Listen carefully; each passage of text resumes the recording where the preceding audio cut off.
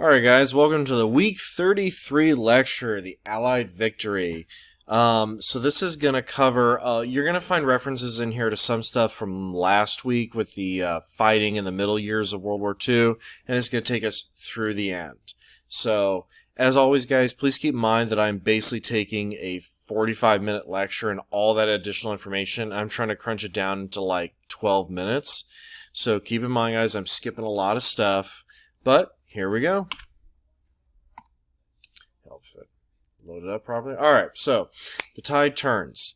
So we have the United States joining the war in 1942, and this provides a completely new paradigm opportunity.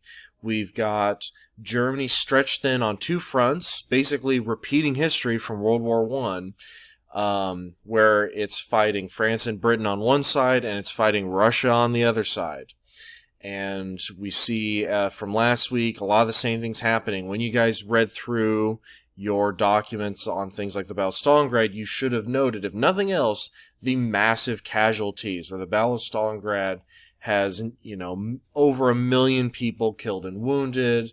The Battle of Kursk has, I think something like 700 tanks destroyed, right? We have these immense, enormous battles in the Eastern Front between Germany and Russia.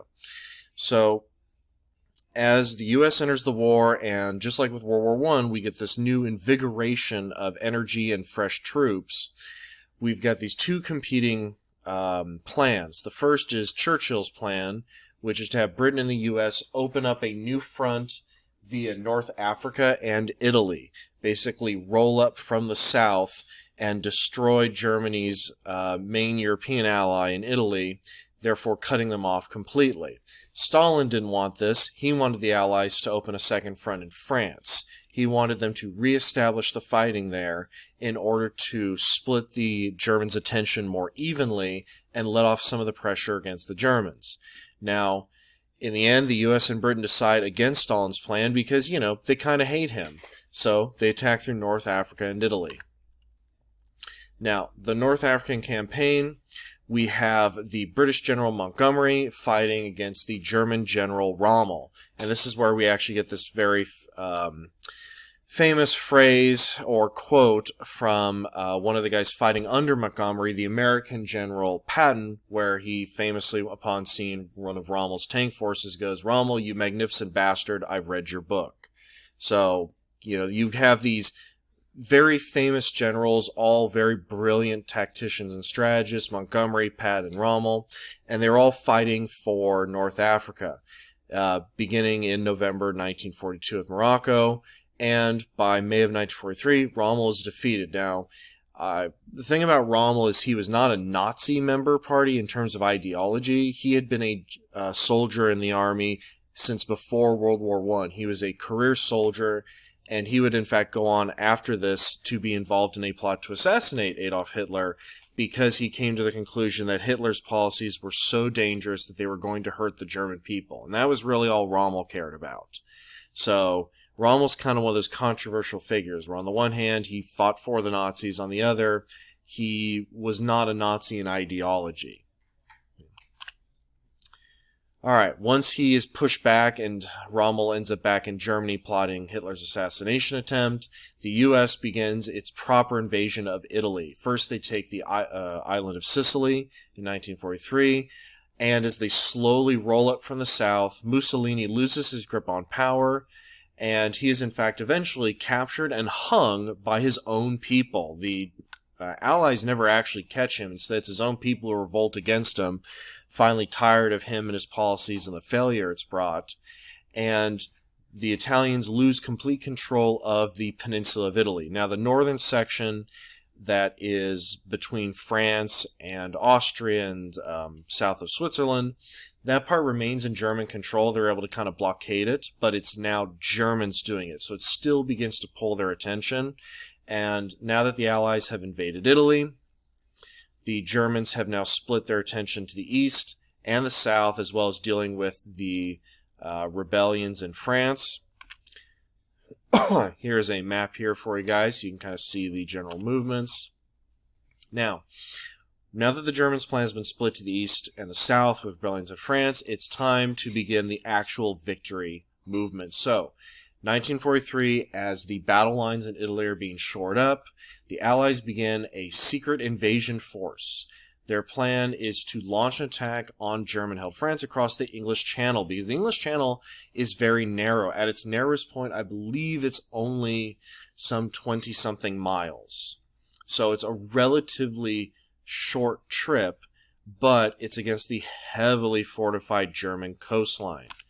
Now, this is known as Operation Fortitude, where there's two components to this. One is a buildup of actual real soldiers, but the other one is the buildup of a massive deception campaign. It's basically the greatest fake out in military history, where the Germans know the Allies are going to land somewhere in France, but the coast of France is big. There's a lot of space to cover, and the Germans are spread on two fronts. So they can only cover properly a certain area. A massive buildup of fake armies, fake equipment is concentrated in one area to make the Germans think that they're going to land in Calais. And Calais had historically been the most important naval port in France, or excuse me, northern France. So this one was both a logical choice, and it was reinforced with an incredible campaign of trickery. So we get these things where the British government actually hired the world's most famous illusionist and magician at the time to help them come up with a plan and a bunch of techniques for tricking the German spy planes. So they did things like making these giant tank balloons, and there are pictures of people carrying these things around, and they would move them, and they would make fake tank tracks, all in order to confuse how many there were or where they were going, where they were being built up. Now, as it turned out, a lot of this ended up being pointless because the Germans weren't even able to run spy planes over England for a large chunk of this, but it's still an impressive feat.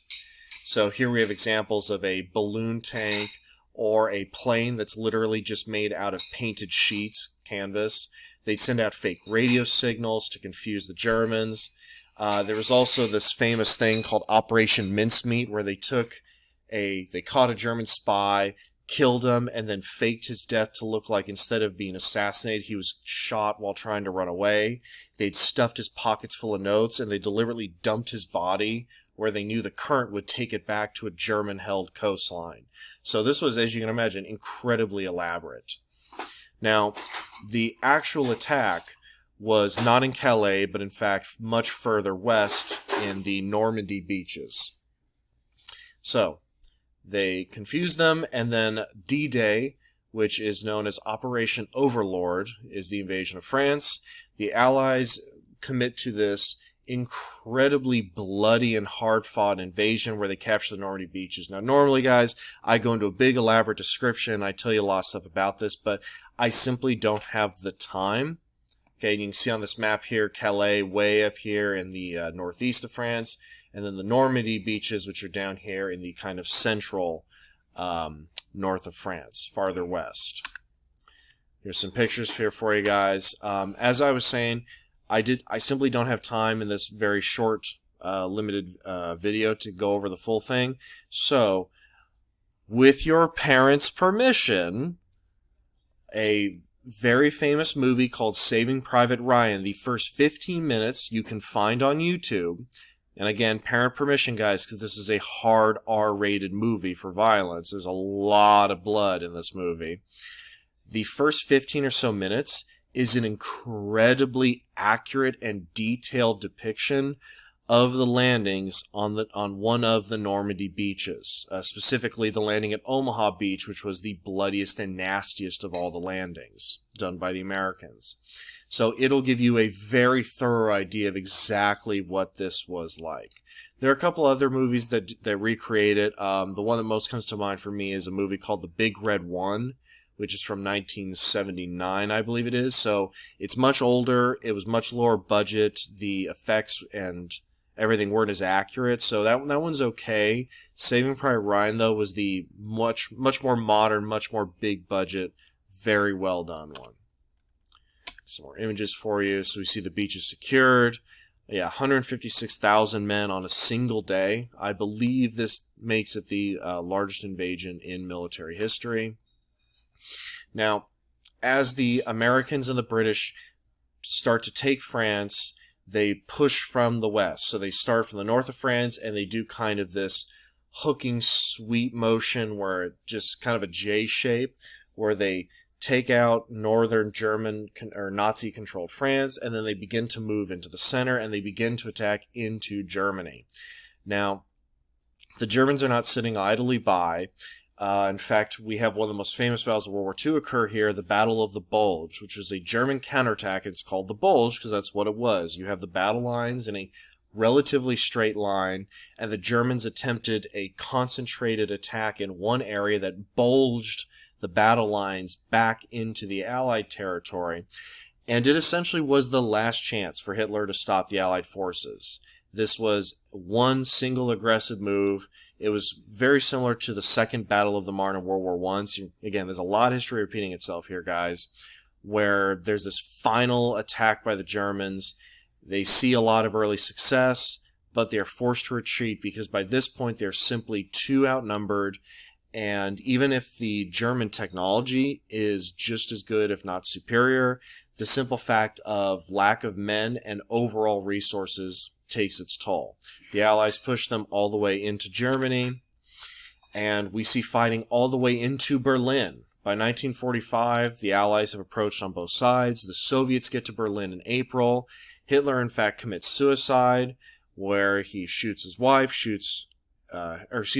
first he poisons himself, and their two, him, his wife, and their two dogs. Then he shoots the two dogs, shoots her, and then shoots himself because, he had wanted to be thorough, didn't want to pull a Napoleon here. Then he has his men burn all 4 of their bodies in order that they, unlike Mussolini, their bodies won't be paraded around and have rocks and, rotten cabbages thrown at them. So Hitler commits suicide.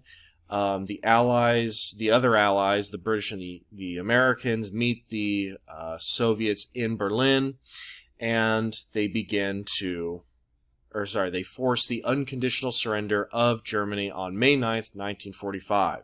Now, it's worth noting, President Roosevelt of the United States, who had led the war this entire time, had actually died in April. He did not live to see the end of the war. Now, he lived long enough to know the war was definitely going to end with their victory, but he hadn't gotten to see the actual end. His vice president, Harry Truman, takes over as president.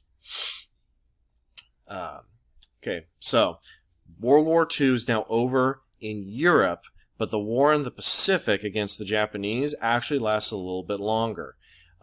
Because of the nature of the fighting in the Pacific, what was called island hopping, it had been a long campaign where they had to take 1 or 2 islands at a time.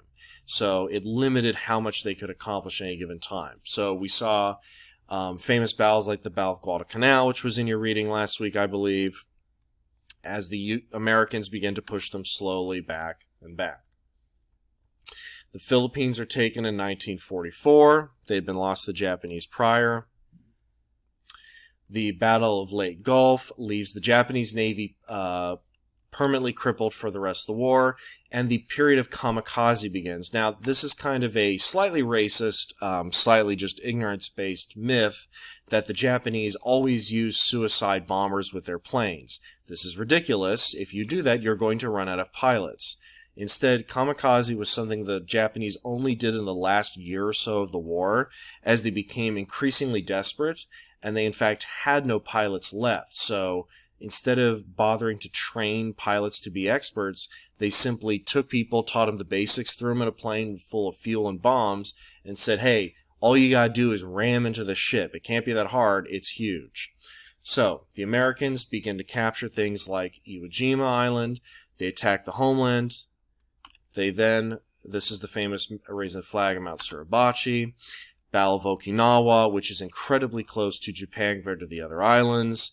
It's so bloody that this pushes over the edge, and the Americans become convinced to drop the atomic bomb, which will be the major theme of the majority of your work this week. So, Truman, there's a whole argument about that, which I will get into, which I talked about in the introductory video. So just make sure you guys listen to that if you haven't already. Pay attention about the argument between this. So you see the numbers there. and then of course we get Japan surrenders September 2nd, marking VJ Day. And there we go.